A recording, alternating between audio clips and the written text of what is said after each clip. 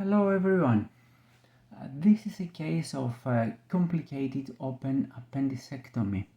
This is a case of a 59-year-old man who presented with acute appendicitis. This is the initial CT scan. Let's see the inflamed appendix, the appendicitis.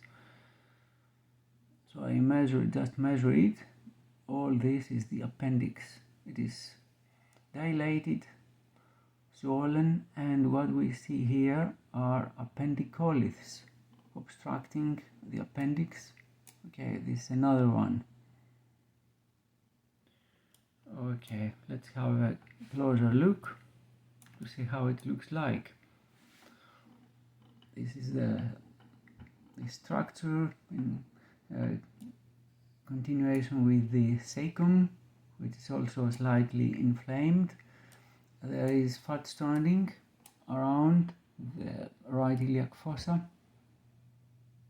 some traces of fluid here and there, and some lymph nodes, and large lymph nodes.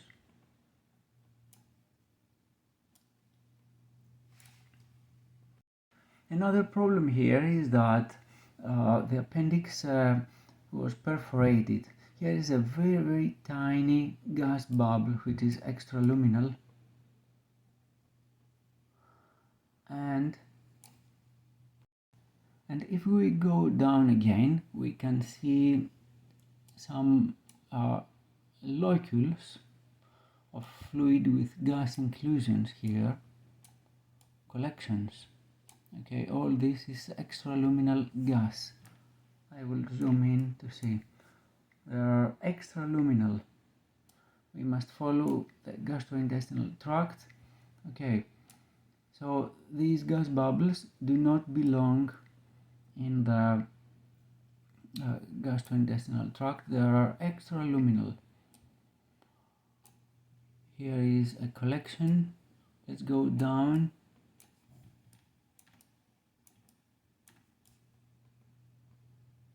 Here is another collection. Here is the rectum. Here is the collection. These are the seminal vesicles. Here is the collection. So we have a complicated appendicitis.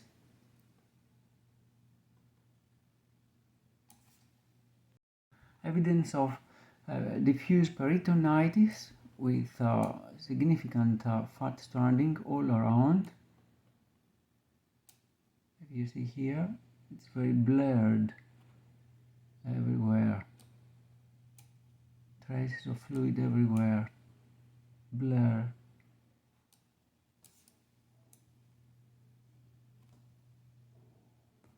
Some fluid here as well. Another good view to see the appendicitis. The appendix is the sagittal view in this case. We can see the cecum in this region, and here is the inflamed appendix with the appendicoliths,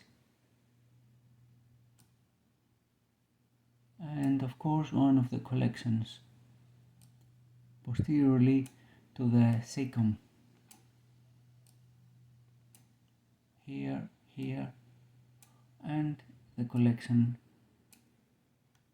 in a lower position at this region.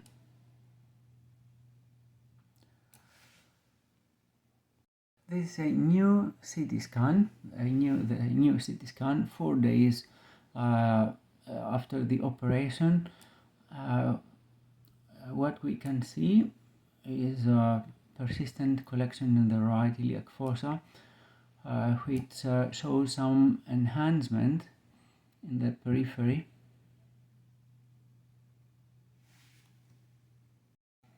Let's see it again. Here it is. This is a collection. It's very important to differentiate the collections from the adjacent gastrointestinal tract. Okay, Another interesting point here is that this is the cecum, which shows dilatation, significant fecal loading. This is characteristic. This is hyperdense appearance in the periphery of the feces. I will show you the image in coronal views to see another interesting point. Okay, so this is the collection here. This is the cecum, which shows significant fecal loading. What we see here is that there is dilatation of the small bowel as well, with air fluid levels, and we will see why this happened. In coronal views, we can see the collection in the right iliac fossa, and adjacent to the collection there is the dilated cecum with fecal loading. You see the continuation with the ascending colon here. And there are some secondary inflammatory changes in this region, and probably there is swelling in the ileocecal valve. So there is a degree of reduced outflow in this region. That's why the small bowel is dilated.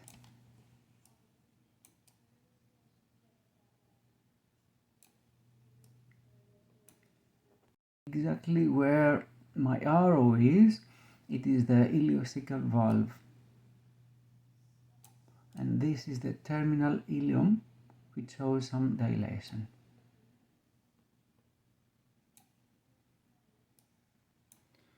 Okay, dear friends, thanks for watching. See you the next time.